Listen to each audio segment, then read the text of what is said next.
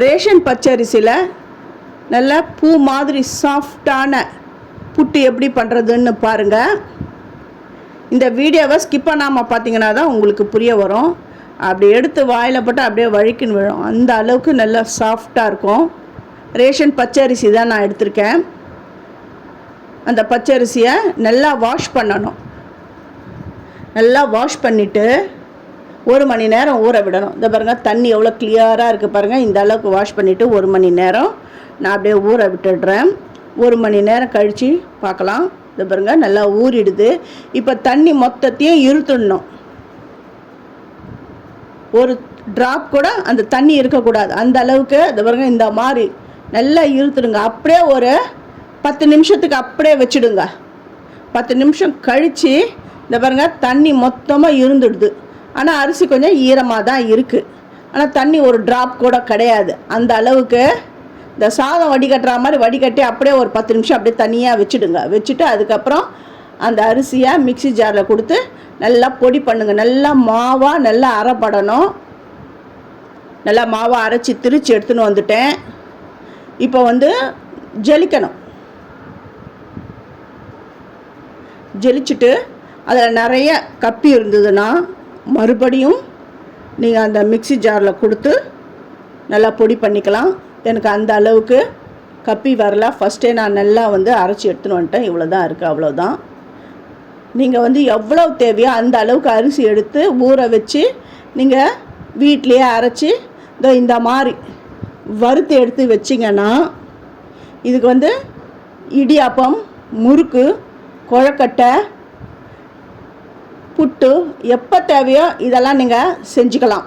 இந்த மாதிரி வறுத்து வச்சிங்கன்னா 1 வருஷம் ஆனால் கூட ரொம்ப நல்லாயிருக்கும். பாருங்க, அப்படி பிடிச்சா அப்படி பிடிக்க வருது. இப்போ வறுத்திங்கன்னா பாருங்களேன், அதை பிடிச்சா கூட பிடிக்க வராது. அந்த கட்டி மொட்டிகள்லாம் இல்லாமல் இந்த அளவுக்கு வறுத்து வச்சுருக்கேன். பாருங்கள், அப்படி எடுத்தால் அப்படி கோலம் போட வரணும். இந்த அளவுக்கு வறுத்து நல்லா ஆற விட்டு ஒரு பாக்ஸில் நீங்கள் போட்டு வச்சிங்கனாலுமே உங்களுக்கு எப்போ தேவையோ அப்போல்லாம் அதை எடுத்து உங்களுக்கு என்னென்ன டிஷ்ஷஸ் தேவையோ அதெல்லாம் நீங்கள் செய்யலாம். இப்போ இந்த மாவில் உப்பு சேர்க்குறேன். நீங்கள் அரைச்சி எடுத்துகிட்டு வறுக்காமையே நான் புட்டு பண்ணுவேன்னா அது உங்கள் இஷ்டம், அப்படி கூட பண்ணலாம். ஆனால் அந்த புட்டு வேகிறதுக்கு ரொம்ப நேரம் ஆகும். நீங்கள் இந்த மாதிரி வறுத்துட்டு நீங்கள் பண்ணிங்கன்னா சட்டுன்னு ஒரே ஆவிலே புட்டு வெந்துடும். இந்த பாருங்கள், இந்த மாதிரி தண்ணி தெளிச்சிட்டு உப்பு போட்டு தண்ணி தெளிச்சிட்டு இப்படி பிடிச்சா கொழுக்கட்டை மாதிரி பிடிக்க வரணும். அந்த அளவுக்கு அந்த தண்ணியை நல்லா பிசைஞ்சு விட்டுக்குங்க. உப்பு தண்ணி போட்டு இட்லி பாத்திரத்தில் தண்ணி கொதி வந்த உடனே நல்லா காஞ்ச துணி தான் போடணும். ஈர துணியெல்லாம் போட்டுடாதீங்க. இப்போ இந்த மாவை வேக விடணும். ஆவி கட்டிலாம். ஃபஸ்ட்டு என்னுடைய வீடியோவை பார்க்குறவங்க சப்ஸ்கிரைப் பண்ணலைன்னா சப்ஸ்கிரைப் பண்ணுங்கள். ஆல் அண்ட் ஆப்ஷன் தொடுங்க.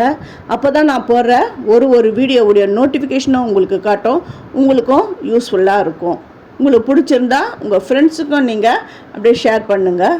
இது வேகட்டும். இது ஒரு ஆவிலே நல்லா வெந்து வந்துடும். அது எப்படி வந்துடுது நம்ம தெரிஞ்சுக்கணுன்னா அந்த மாவு எடுத்து இப்படி உருட்டி பாருங்கள். உருட்டி பார்த்தா அந்த உருட்டை வரும். உருட்டை வந்தாலுமே இது வெந்துடுது அப்படின்னு நம்ம தெரிஞ்சுக்கலாம். அந்த பாருங்கள், இந்த உருட்டி பார்த்துட்டேன் பாருங்கள், உருட்டி வந்துடுதா. இப்போ வெந்துடுது. இப்போ இந்த மாவு எடுத்து வேறு ஒரு கிண்ணத்தில் நான் சேர்த்துட்டேன். அப்படி தொடும்பொழுது அப்படியே பூ மாதிரி அவ்வளோ சாஃப்டாக இருக்குது பாருங்கள். இப்போ இதுக்கு ஏலக்காவை சேர்க்கணும். ஏலக்காவை நான் சர்க்கரை போட்டு ஏற்கனவே நான் பொடி பண்ணி வச்சுருந்தேன். அதை தான் இப்போ சேர்க்குறேன். 1 ஸ்பூன் நெய், வெல்லம், நல்லா திருகுன வெல்லம். நீங்கள் நாட்டு சர்க்கரை, வெள்ளை சர்க்கரை எது வேணாலும் சேருங்க. நான் வெள்ளத்தை திருகி அதில் அந்த கல் குப்பை இருக்குது அதெல்லாம் நான் எடுத்துட்டேன்.